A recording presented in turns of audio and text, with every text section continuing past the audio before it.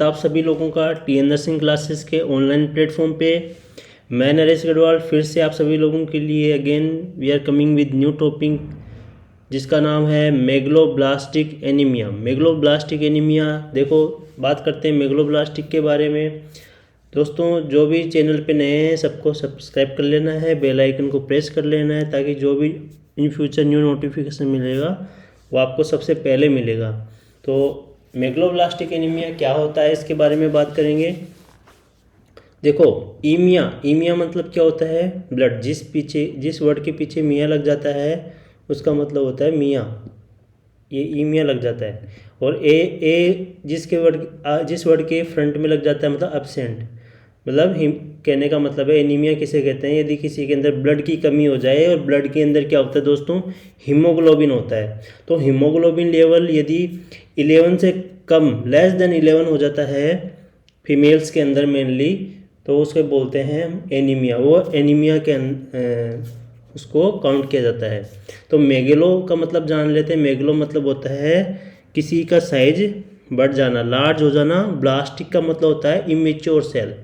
हमारे ब्लड के अंदर इमेच्योर सेल्स और उनकी साइज क्या होती है, बड़ी साइज में होती है। इमेच्योर सेल होती हैं वो अच्छे से मेच्योर नहीं हो पाती, इस वजह से ये एनीमिया हुआ है। यहाँ पे किसी भी प्रकार का कोई ब्लड लॉस नहीं हुआ है दोस्तों।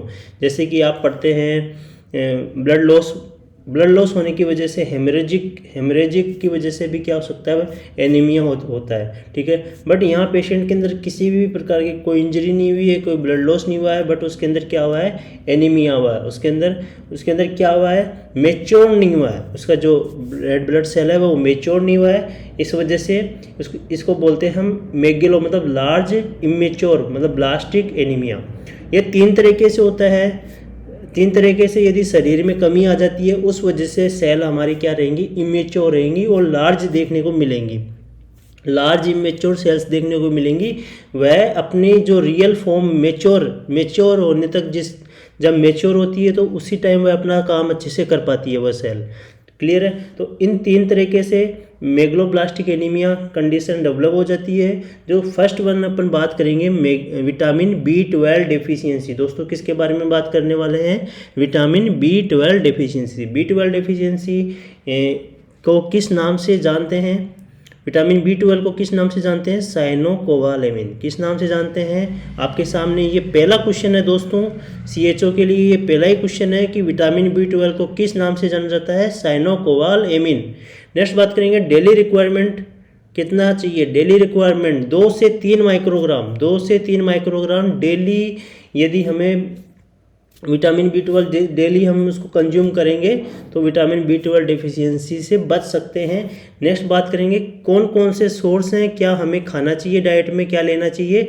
डेयरी प्रोडक्ट लेनी चाहिए दोस्तों। डेयरी प्रोडक्ट आप पनीर खाइए, दूध खाइए, दही खाइए, ठीक है। ये सब चीज़ें, आइसक्रीम खाइए, ये सब क्या है, डेयरी प्रोडक्ट्स हैं। इनको खाने से आपको विटामिन B12 अच्छा मिलेगा। आप एग ले सकते हैं, फिश और मीट। क्लियर है। यदि आप नॉन वेजिटेरियन है और वेजिटेरियन है तो डेयरी प्रोडक्ट्स के कंज्यूम यदि कर रहे हैं तो आपके विटामिन B12 की डेफिशिएंसी नहीं होगा। क्लियर है दोस्तों।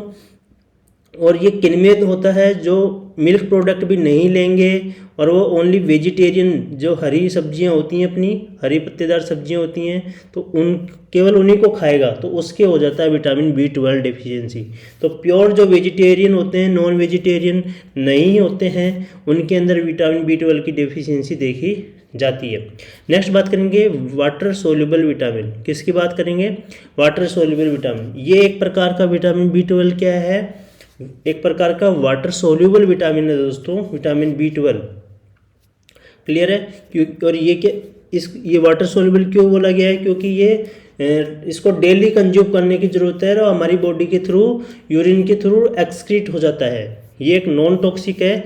अगर आप ज़्यादा भी खा लोगे तो आपको नुकसान नहीं करेगा क्योंकि ये स्टोर नहीं होता है। स्टोर होने वाले विटामिन कौन से होते हैं, vitamin A, D, E, K।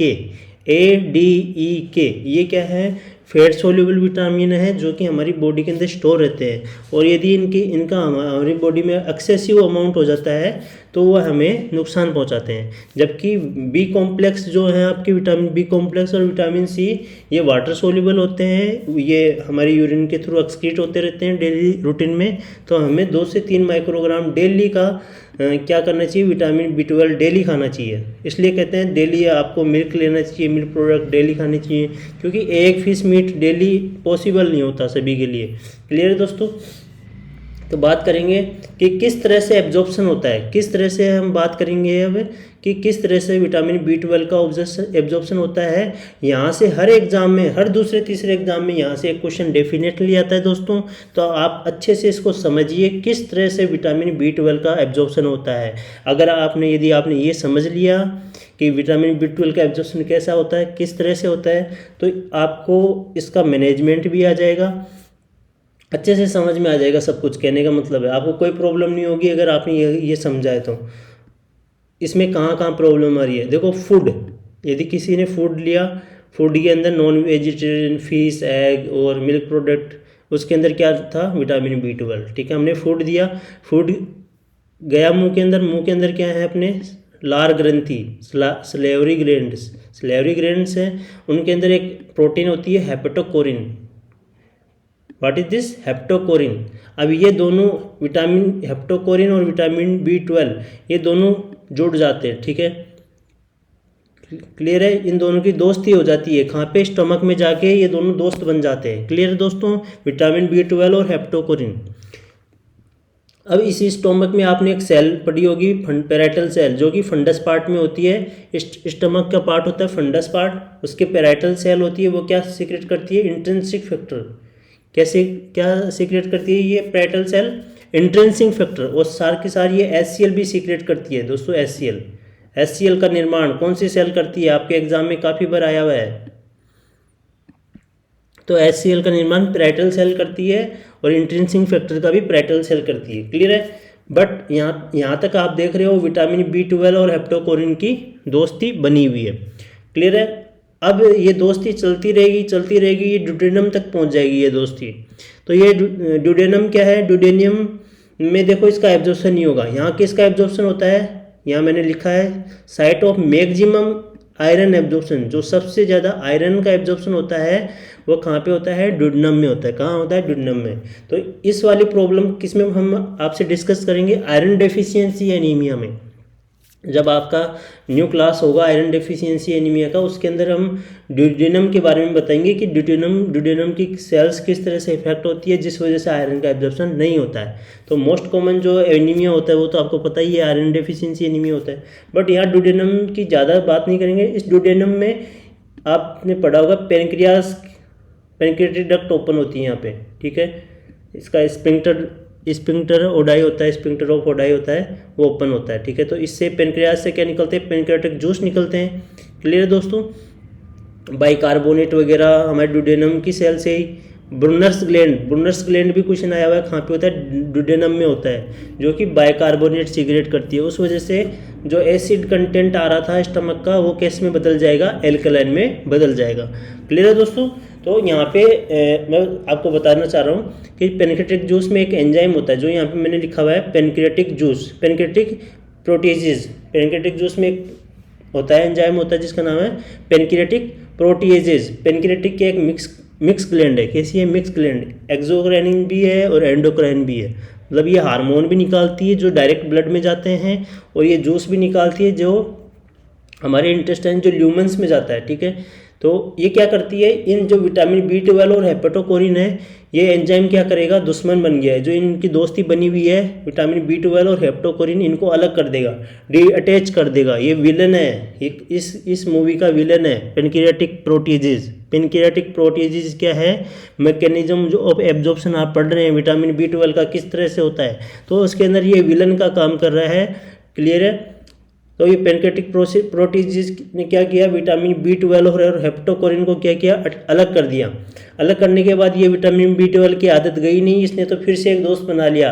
एक दोस्त था ना, ये इंट्रिंसिक फैक्टर, ये पैराइटल सेल ने इस इंट्रिंसिक फैक्टर को बनाया था, तो ये इंट्रिंसिक फैक्टर को अपना दोस्त बना लेता है।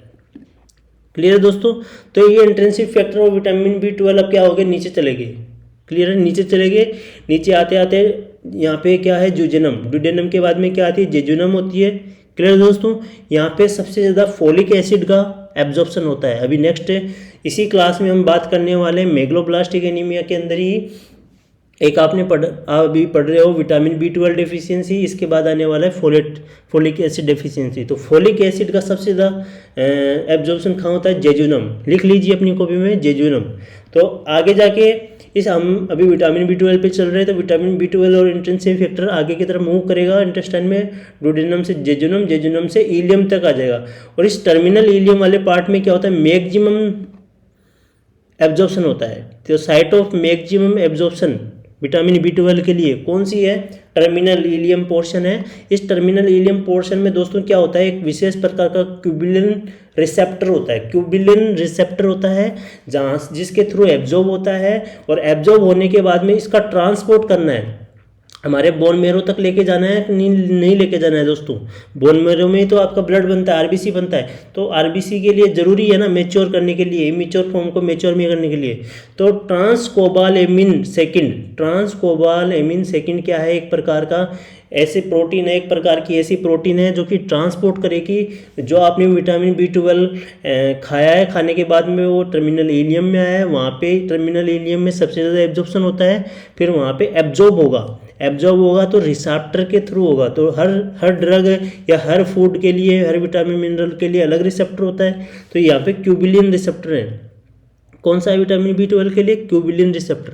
और इस क्यूबिलिन रिसेप्टर के माध्यम से क्या होगा दोस्तों, ये एब्जॉर्ब होगा और फिर ये ट्रांसकोबालेमिन सेकेंड क्या है, ये ट्रांसपोर्ट कर देगी जहाँ बॉडी के अंदर नीड है विटामिन B12 की, वहाँ पे उसको पहुँचा देगी। तो इस तरह से क्या थी, मैकेनिज्म ऑफ एब्जॉर्प्शन। क्लियर है, आर यू अंडरस्टूड।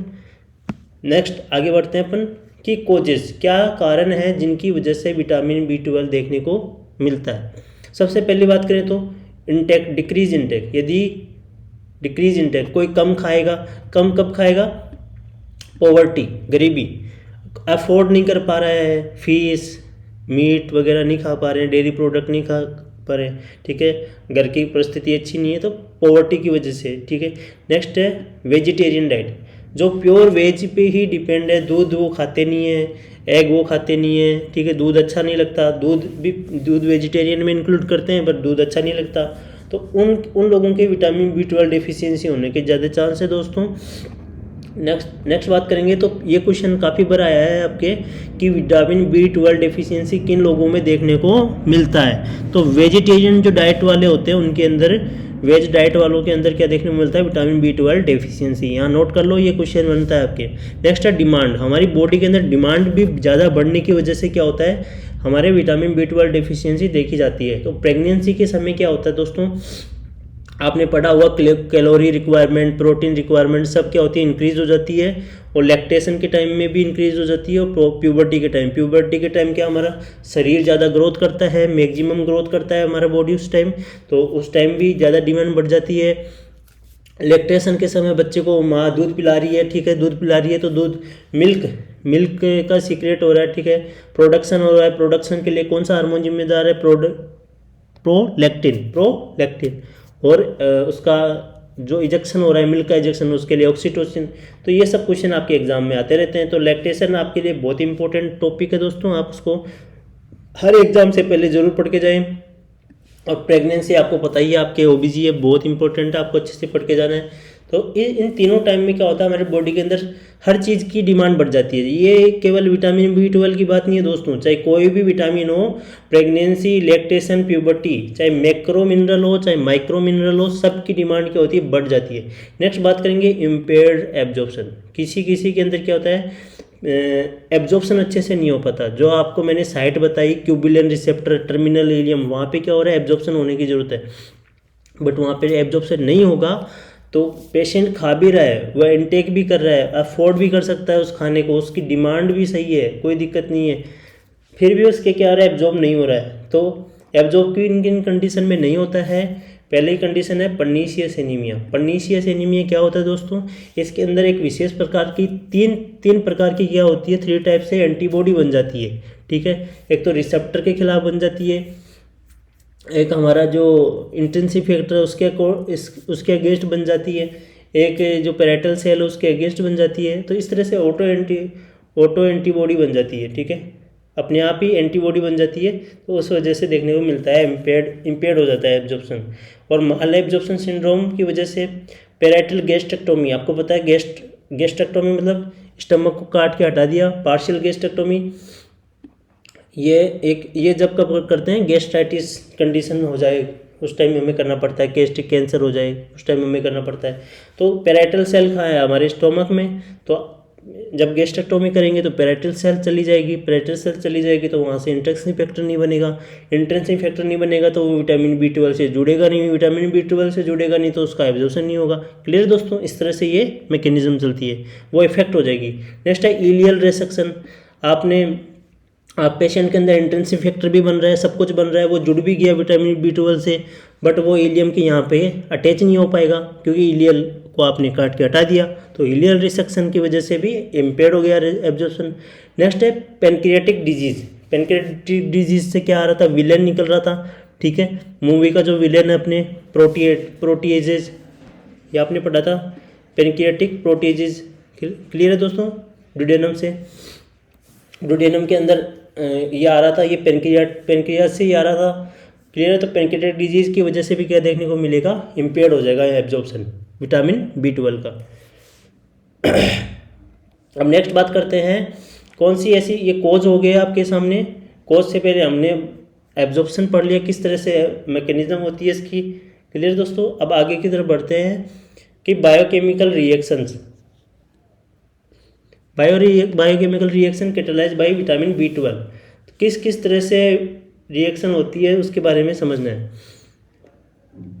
कि विटामिन B12 हमारी बॉडी के अंदर किस तरह से काम करता है। तो विटामिन B12 की जरूरत पड़ती है यहाँ पे डी-यूरिडिल मोनोफॉस्फेट, डी-यूरिडिल मोनोफॉस्फेट को कन्वर्ट करता है डी-थाइमिडिल मोनोफॉस्फेट में। तो इसमें यदि इसको कन्वर्ट करना है तो यहाँ पे विटामिन B12 की रिक्वायरमेंट होती है। क्या होती है, रिक्वायरमेंट होती है, ठीक है। मैंने आर लिख दिया, मतलब रिक्वायरमेंट, विटामिन B12 रिक्वायरमेंट। किसको कन्वर्ट करने में, डी-यूरिडिल मोनोफॉस्फेट को डी-थाइमिडिल मोनोफॉस्फेट में कन्वर्ट करने के लिए। बट अब आगे जाके यदि डेफिशिएंसी हो जाएगी, ठीक है, विटामिन B12 की डेफिशिएंसी हो जाएगी तो ये डी-थाइमिडिल मोनोफॉस्फेट है, ये थाइमिन सिंथेसिस नहीं होगा, आगे वो डिक्रीज हो जाएगा, ठीक है। जैसे ही विटामिन B12 आप नहीं लोगे अच्छे से, बॉडी के अंदर कमी आ जाएगी तो थाइमिन नहीं बनेगा। और थाइमिन किसके लिए ज़रूरी है, न्यूक्लियर मैच्योरेशन के लिए, ठीक है। किसके लिए ज़रूरी है, न्यूक्लियर मैच्योरेशन के लिए। तो नो न्यूक्लियर मैच्योरेशन, न्यूक्लियस का मैच्योरेशन नहीं होगा, तो न्यूक्लियर मैच्योर नहीं होगा तो वो कैसा होगा, न्यूक्लियर साइटोप्लाज्मिक एसिंक्रोनी। इसका मतलब क्या होता है दोस्तों, या मैंने लिख दिया आपके लिए कि नो न्यूक्लियर मैच्योरेशन, कि न्यूक्लियस का तो मैच्योरेशन नहीं होगा बट साइटोप्लाज्म का मैच्योर हो जाएगा। तो जब दो कंडीशन विपरीत हो जाती है तो उसको बोलते हैं एसिंक्रोनी। क्या बोलते हैं, एसिंक्रोनी। मतलब साइटोप्लाज्म तो मैच्योर हो गया बट न्यूक्लियर मैच्योरेशन नहीं हुआ है, तो उसको बोलते हैं इसको बोलते हैं न्यूक्लियर साइटोप्लाज्मिक एसिंक्रोनी। क्लियर है दोस्तों, क्योंकि हमने ऊपर पढ़ा है नो न्यूक्लियर मैच्योरेशन। जब थायमिन नहीं बनता तो न्यूक्लियर मैच्योरेशन नहीं होता है। विटामिन B12 की कमी की वजह से ये प्रोसेस अरेस्ट, मैच्योरेशन जो प्रोसेस है वह अरेस्ट हो चुकी है। क्लियर दोस्तों। तो पेशेंट के अंदर ना तो RBC बनेगी, ना WBC बनेगी, ना प्लेटलेट का मैच्योरेशन होगा। तो किसी भी प्रकार का जो आपकी सेल पढ़ते हैं आप, RBC ब्लड के अंदर RBC, WBC, प्लेटलेट, क्लियर है दोस्तों, ये मैच्योर नहीं हो पाएगी। क्लियर है। मैंने आपको ये बताया था कि विटामिन B12 के अंदर किसी भी प्रकार का ब्लड लॉस नहीं हो रहा है बट फिर भी एनीमिया हो रहा है। वो एनीमिया क्यों हो रहा है, क्योंकि आपकी जो RBC, WBC, प्लेटलेट है ये सब मैच्योर नहीं हो पाती हैं। क्या नहीं हो पाती है, मैच्योर नहीं हो पाती है। तो इस मैच्योर तीनों जब इफेक्ट हो जाती हैं सेल्स हमारी ब्लड के अंदर तो उसको हम क्या बोलते हैं, पैनसाइटोपिनिया। देखो पीनिया का मतलब होता है डिक्रीज होना, किसी चीज़ का नंबर डिक्रीज हो जाए। पेन साइटो मतलब ये तीनों सेल्स हैं, RBC, WBC, प्लेटलेट, और पेन मतलब पूरी। तो तीनों सेल्स यदि कम हो जाती हैं ब्लड के अंदर, डिक्रीज हो जाती हैं, तो बोलते हैं पैनसाइटोपिनिया। नेक्स्ट बात करेंगे मैं जब मैच्योरेशन अरेस्ट हो गया तो हेमेटोपोइसिस की जो आप प्रोसेस पढ़ते हैं, हेमेटोपोइसिस की किस तरह से आरबीसी बनती है, एरिथ्रोपोइसिस आप पढ़ते हैं, तो वो क्या हो जाएगी, इनफेक्टिव, अच्छे से नहीं हो पाएगी बोन मैरो के अंदर। बोन मैरो के अंदर आपकी जो हेमेटोपोइसिस, एरिथ्रोपोइसिस, हेमेटोपोइसिस मतलब ब्लड का बनना, ब्लड के अंदर आरबीसी, प्लेटिलेट, डब्ल्यूबीसी तीनों का हो गया। एरिथ्रोपोइसिस मतलब आरबीसी का बनना, इनका मैच्योर होने तक जो प्रोसेस होती है, intermediate, late normoblast, early normoblast, ये सारी चीज़ें नहीं हो पाएगी। क्लियर दोस्तों, समझ में आया आपको कि biochemical reaction catalyse by vitamin B12। Vitamin B12 किस तरह से आपकी हेल्प करता है आपके आरबीसी डब्ल्यूबीसी मैच्योरेशन में। तो अगर वो नहीं होगा तो ये सारी प्रोसेस नहीं हो पाएगी अच्छे से। अब आगे बात करते हैं कि ये क्या करता है, विटामिन B12 का रोल कहाँ पे होता है, दूसरी जगह होमोसिस्टिन, आपकी बॉडी के अंदर होमोसिस्टिन होता है तो उसको कन्वर्ट करता है मिथियोनिन में। किस में कन्वर्ट करता है, मिथियोनिन में। कौन, विटामिन B12। बट इसकी डेफिशिएंसी हो जाएगी, आप अच्छे से नहीं खाओगे विटामिन B12, बॉडी में डिफिशियंसी हो जाएगी, तो ये होमोसिस्टिन किस में नहीं बदल पाएगा, मिथियोनिन में, और बॉडी के अंदर मिथियोनिन की कमी हो जाएगी। किसकी, मिथियोनिन की कमी हो जाएगी। मिथियोनिन एक प्रकार का एमिनो एसिड है। क्या है, एमिनो एसिड है। तो सभी एमिनो एसिड की ज़रूरत है ना हमारी बॉडी के अंदर, जो होने चाहिए। तो होमोसिस्टिन का लेवल क्या हो जाएगा, बॉडी के अंदर बढ़ जाएगा। क्या हो जाएगा, बढ़ जाएगा, क्योंकि होमोसिस्टिन मिथियोनिन में कन्वर्ट नहीं हो पा रहा है। इसके लिए कन्वर्जन के लिए विटामिन B12 जरूरी होता है। तो हमारी बॉडी के अंदर जब जब होमोसिस्टिन लेवल इंक्रीज होगा तो बॉडी के अंदर एथेरोस्क्लेरोसिस के चांस ज़्यादा हो जाएंगे। क्लियर है, एथेरोस्क्लेरोसिस समझते हो, आपकी जो ल्यूमन है उसके अंदर हार्डनिंग होना, स्टिफनिंग होना लग जाता है, उस वजह से आपकी बीपी बढ़ जाती है। ठीक है, क्लियर है। एथेरोस्क्लेरोसिस जो कि आपकी कार्डियोवास्कुलर जो भी प्रॉब्लम्स है उसका मेन कोज ये होता है, एथेरोस्क्लेरोसिस। नेक्स्ट है आर्टेरियल थ्रोम्बोसिस। आर्टरी के अंदर क्या बन जाएगा, थक्का बन जाएगा। क्या बन जाएगा, थक्का, आर्टेरियल थ्रोम्बोसिस हो जाएगा। नेक्स्ट बारेंगे MI, मायोकार्डियल इन्फ्राक्शन, जो आपका हार्ट है वो इफेक्ट हो जाएगा। तो हार्ट की जो ब्लड सप्लाई होती है कोरोनरी आर्टरी के थ्रू, तो कोरोनरी आर्टरी अच्छे से ब्लड सप्लाई नहीं कर पाएगी हार्ट को, क्योंकि वहाँ पे क्या हो गया, एथेरोस्क्लेरोसिस हो गया है, वहाँ पे थ्रोम्बोसिस हो गया, इस वजह से MI के चांस बढ़ जाएंगे। तो होमोसिस्टिन लेवल इंक्रीज देखने को मिलता है। जिन पेशेंट के अंदर विटामिन B12 की डेफिशिएंसी होती है उनके अंदर मिथियोनिन में कन्वर्ट नहीं हो पाता है होमोसिस्टिन, इस वजह से होमोसिस्टिन लेवल बढ़ जाता है। उस वजह से MI, एथेरोस्क्लेरोसिस, आर्टेरियल थ्रोम्बोसिस, ये सब कंडीशन पेशेंट के अंदर देखने को मिलती है दोस्तों।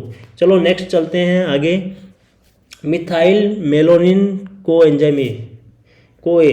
ठीक है, मिथाइल मेलोनिल कोए, ये क्या है, एक प्रकार का, इसको कन्वर्ट करना होता है सक्सिनिल को एंजाइम में, सक्सिनिल कोए। तो इसके लिए भी क्या जरूरत होता है, विटामिन B12 जरूरी होता है। मेथिल मेलोनिन को सक्सिनिल में कन्वर्ट करने के लिए विटामिन B12 की ज़रूरत होती है, आवश्यकता होती है हमारी बॉडी को। तो विटामिन B12 की जब डेफिशिएंसी हो जाएगी तो ये सक्सिनिल ये क्या है, सक्सिनिल क्या है, आपने पढ़ा होगा। सक्सिनिल हमारी बॉडी के अंदर बहुत ज़रूरी इंपॉर्टेंट कंपोनेंट है। तो ये कंपोनेंट होता है किसका, न्यूरोनल लिपिड्स का और माइलिन शीथ का। अब इसका मतलब, कहने का मतलब है सक्सिनिल को किसके लिए ज़रूरी है, आपके ब्रेन के लिए बहुत ज़रूरी है, आपके spinal cord, myelin sheath, neurons, इन सब के लिए बहुत ज़रूरी है सक्सिनिल। तो मेथिल मेलोनिल जब ज़्यादा हो जाएगा हमारी बॉडी के अंदर, उस वजह से न्यूरोलॉजिकल कॉम्प्लिकेशंस देखने को मिलेंगी। कौन से कॉम्प्लिकेशन, न्यूरोलॉजिकल कॉम्प्लिकेशन देखने को मिलेंगे। क्लियर है, तो न्यूरोलॉजिकल कॉम्प्लिकेशन भी हो जाते हैं विटामिन B12 की डेफिशिएंसी। अब बात करेंगे कौन कौन सी जांच हैं जो आपको करवानी है पेशेंट की। तो आपको CBC के लिए बोलना है, CBC कंप्लीट ब्लड काउंट, जिसमें हीमोग्लोबिन क्या देखने को मिलेगा, डिक्रीज देखने को मिलेगा। पेशेंट के अंदर हीमोग्लोबिन लेवल कम देखने को मिलेगा। ठीक है, प्लेटलेट काउंट, पैनसाइटोपिनिया हो जाएगा, ये सब हमने डिस्कस किया अभी। और इंक्रीज हीमोग्लोबिन लेवल कम क्यों हो रहा है, क्योंकि आपको पता है जो हीमोग्लोबिन है वो इंटरमीडिएट जो नॉर्मोब्लास्ट जो फेज होती है एरिथ्रोपोइसिस की, इंटरमीडिएट नॉर्मोब्लास्ट, वहाँ पे ये दिखना चालू होता है हीमोग्लोबिन। बट ये एरिथ्रोपोइसिस प्रोसेस को इफेक्ट कर रहा है, विटामिन B12 की कमी की वजह से मैच्योरेशन नहीं हो पा रहा, एरिथ्रोपोइसिस अच्छे से नहीं हो पा रही है प्रोसेस, उस वजह से हीमोग्लोबिन नहीं बनेगा, पूरी की पूरी सेल्स नहीं बनेगी, RBC, प्लेटिलेट, कुछ भी नहीं बनेगा। नेक्स्ट बात करेंगे increase MCV, mean corpuscle volume क्या होगा, बढ़ जाएगा, इंक्रीज देखने को मिलेगा। इस वजह से जब ये एमसीवी क्या होता है दोस्तों, नॉर्मल 80 to 100 होता है एमसीवी नॉर्मल, तो ये 100 से ज़्यादा हो जाता है। एमसीवी कितने से ज़्यादा, 100, मोर देन 100 देखने को मिलता है विटामिन B12 डेफिशिएंसी में।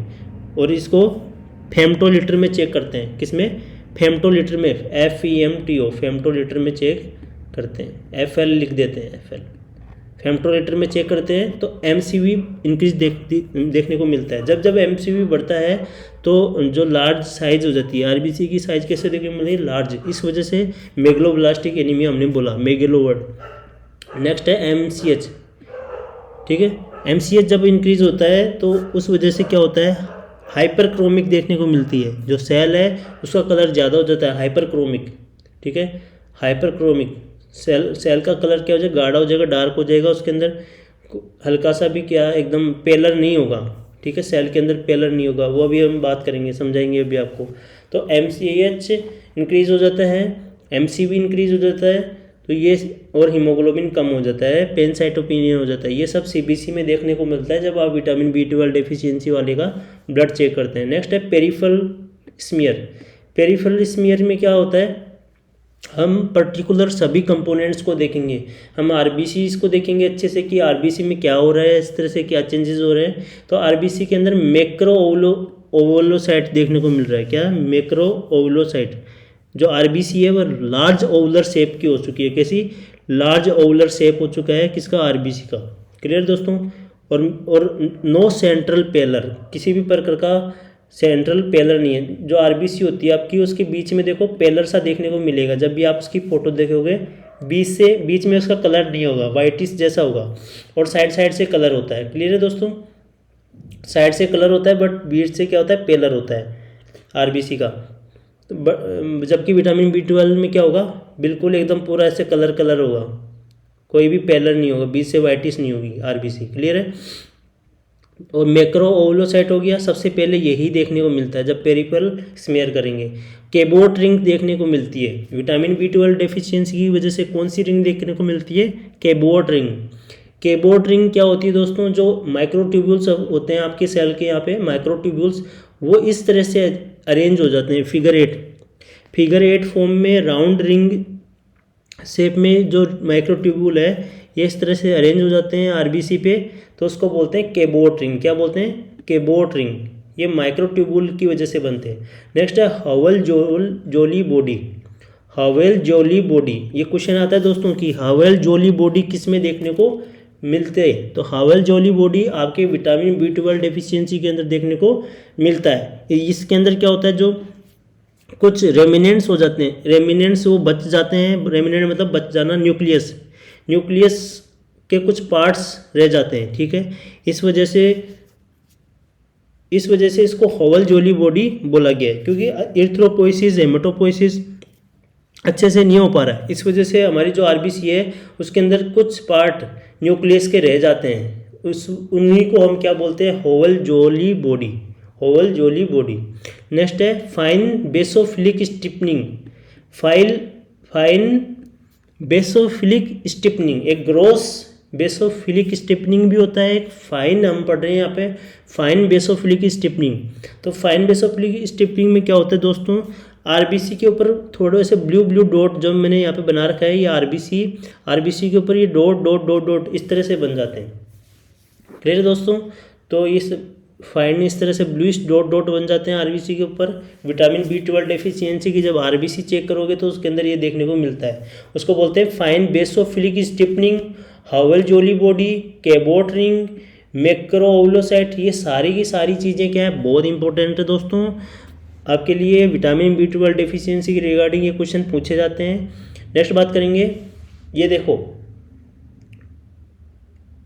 ये जो आरबीसी है, ये आरबीसी है आपके सामने, क्लियर है दोस्तों। इसका देखो पेलर क्या है, बिल्कुल नहीं है, बीच से पेलर नहीं है, ये भी नहीं है, ये भी नहीं है, ये भी, इनके अंदर नो पेलर, किसी भी प्रकार का पेलर प्रेजेंट नहीं है, कुछ के अंदर है। देखो ये वाइटिस है ना, ये बिल्कुल किसी के अंदर ही है, जबकि ज़्यादातर के अंदर पेलर प्रेजेंट नहीं है, ठीक है। तो इसी को बोलते हैं अपन लार्ज ओवुलर आरबीसी मैक्रोसाइट्स, ठीक है, यही है।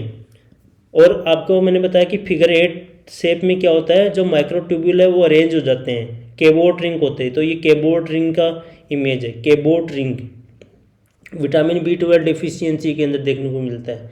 क्लियर है। और ये आपके सामने ये जो इमेज है इसके अंदर ये WBC है, ये हाइपर सेगमेंटेड न्यूट्रोफिल्स है। हाइपर सेगमेंटेड मतलब खूब सारे इसके सेगमेंट हो चुके हैं, खूब सारे 5 से ज़्यादा लोब हैं इसके अंदर।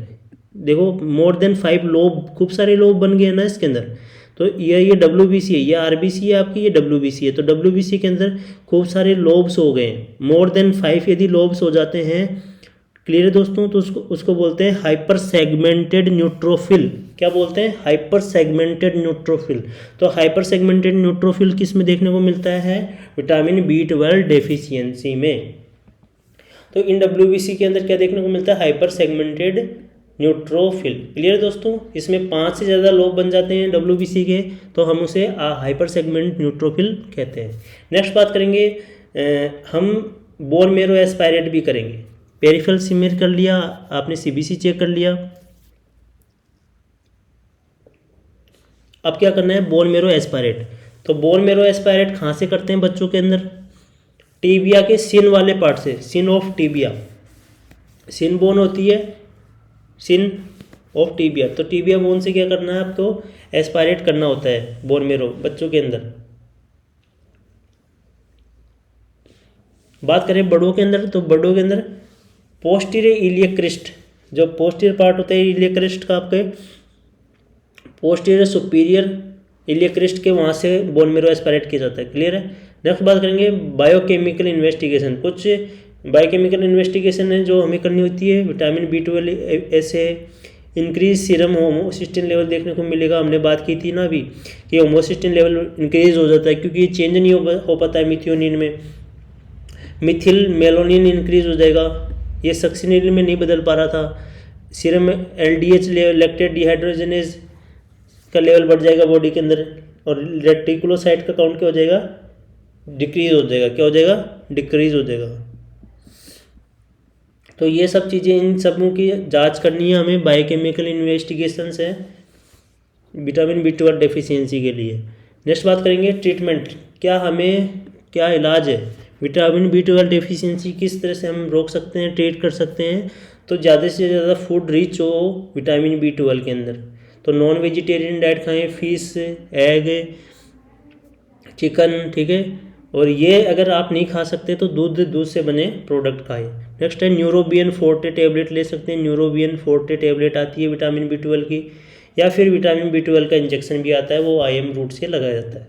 तो न्यूरोबियन फोर्टे टैबलेट है, या फिर आप फूड के थ्रू ले सकते हैं विटामिन B12 को, या फिर इंजेक्शन के माध्यम से ले सकते हैं। नेक्स्ट बात करेंगे, तो ये इलाज हो गया। दोस्तों जो भी चैनल पे नए हैं सब्सक्राइब जरूर करना है, और कम से कम अपने 5 फ्रेंडों को शेयर करना है, ताकि उनको भी न्यू अच्छा कंटेंट पढ़ने को मिले कि विटामिन B12 की डेफिशिएंसी क्या हो सकता है, ताकि वो भी विटामिन B12 लेना चालू कर दें। क्लियर है। तो आप ये शेयर करके, नॉलेज शेयर करने से क्या हो सकता है, आप किसी के कोई प्रॉब्लम, बीमारी होने से भी आप बचा सकते हैं। तो जी इसको ज़्यादा से ज़्यादा शेयर करें।